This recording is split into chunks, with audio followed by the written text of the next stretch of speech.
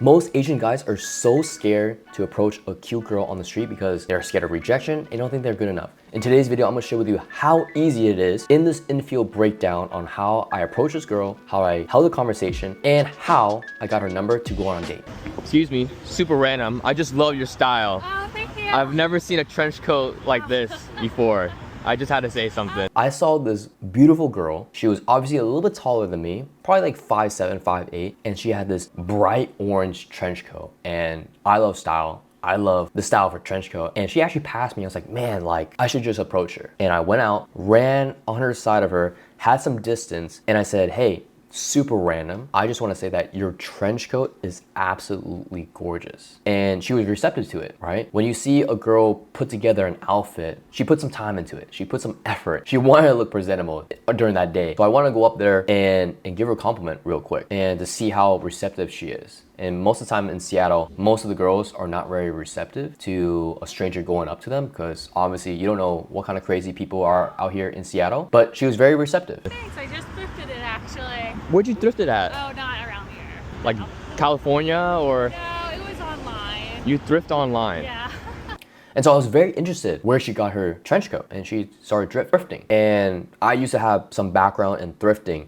And so that's why, guys, we need to know some basic hobbies, be in the world and experience some things, right? You can't just be at home doing your homebody things, but get to know some of the culture, some of the hobbies like thrifting. I mean, I went thrifting for a little bit, so I understand the culture. And so I was very interested in where she got her trench coat. And she said she thrifted online. Will you be open to share where it is? It's just Shop Goodwill online. So it's an online bidding site for all Okay. the Goodwills nationally. Oh, it's a Goodwill. And this is like a normal conversation. Now we're talking about Goodwill, now we're talking about online thrifting. Yeah. Shop Goodwill. Yeah. I didn't- So it's just a bidding, so depending what it is, you can get. And she seemed pretty interested. You can tell that she moved her hair. Her body language is facing me, her feet are facing me. It is a little cold, so she's having her arms crossed, which is not the best, but it will do, right? She's engaging, she's being able to hold a conversation, and she's carrying most of the conversation, which is great. She's talking about herself. Seem like you're a professional thrifter. Yeah, actually, I have my own thrifting business. And then I threw in an assumption and thought, maybe you're a professional. Maybe you're a professional. And then she's like, yeah, I'm actually own my own business. I actually do my own thing. I'm like, oh shit, okay. I'm interested now. Business too. Really? Yeah. How'd you get into that? Because I like shopping, Okay. and then just. And this conversation is very, very normal. You know, I'm out here just being curious about her. It's just a normal conversation. There's no pickup lines. There's nothing crazy. There's no intentions. I'm just out here trying to figure out, you know, what her deal is. Yeah, just started doing it when I had. So I took sabbatical from work, so I did it when I took time off. Sabbatical. So you're familiar with the church, or you worked in the church, or? Oh no, sabbatical from working. Oh, Taking okay. Time off. And I'm so stupid because obviously I'm new to the faith. And I'm like, oh, sabbatical. So that meant like you took a break from the church. And it's okay to be, you know, oblivious. It's okay to be like, oh, I don't really know what you meant. You know, most of the time, most guys want to be right about everything. They want to know everything. But I think it's better actually to be curious and to ask questions. Like, oh, like it's okay to be dumb. Got you. I'm so familiar with the church world. Yeah, So they no, said. no. But yeah. And what was your name? I didn't get your name. Ty. Hi, Nice to Ty. meet you. Yeah. Are you from Seattle? Yeah. Well, no, I live in Seattle. How do you like Seattle?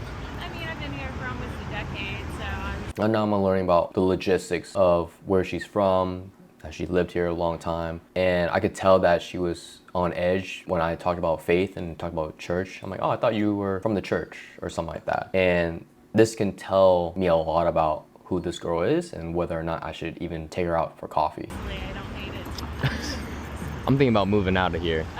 Yeah, I mean, I think about it, but when I look at the political state, And I give my own opinions about living in Seattle. It's not about just asking her questions like, man, I honestly, screw Seattle. I'm about to leave and I want to see her reaction. Right? It's okay to have some push and pull action going on. There's no need to agree with her. There's no need to conform to what she likes and what she does because I have my own opinions. And it's great to just talk about differences between each other.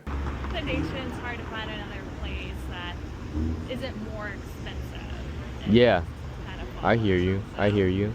Okay. Yeah. Well, I was just walking by. I thought I saw your jacket, and you're absolutely gorgeous as well.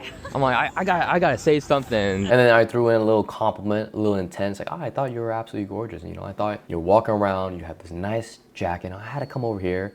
And it ends up you're gorgeous too. Oh, it puts in her head that, you know, I'm interested in her. And this is a great pattern interrupt where I can change the directions of where we want to go in terms of the conversation.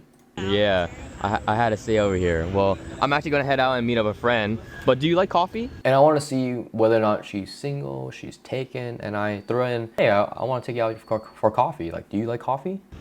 Yeah. I'd love to take you out for coffee sometime. Oh, okay. And she kind of hesitated. She kind of hesitated in terms of whether or not to take my offer, but she was open to it. Okay. Well, yeah, that's fine. Grab my number.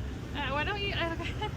I'm flaky. I'm not gonna text you, so you're gonna have to take my number. Okay, that's fine. I was like, dang, like that's a red flag. Like, you're flaky. You're telling me this right off the bat. I gotta text you. To me, it's like, I don't really care whether or not she does flake, because this is a numbers game, right? But I do end up getting her number. We do some texting over a course of a couple days over the weekend, and I'll leave a screenshot of the text messages here to prove to you I actually went on this date, and I'll share a little clip at the end of me actually going on this date with this girl. It was a good conversation, and we ended up getting some coffee. It was a good conversation. She was not my type. We were different in terms of views, in terms of faith, and she's a lot older. She's like 40 plus. You need experience to figure out who you want to be with. As you have conversations with these women, as you go out and approach and go on these dates, you'll understand what kind of woman do you want to be with. I hope you guys got some insight from this conversation and you learned that this conversation is very normal. There's no pickup lines, there's no crazy tactics, but there's a little bit of technique. So if you want to watch more infield videos and these breakdowns, make sure you subscribe to the channel, like the video, and turn post notifications on.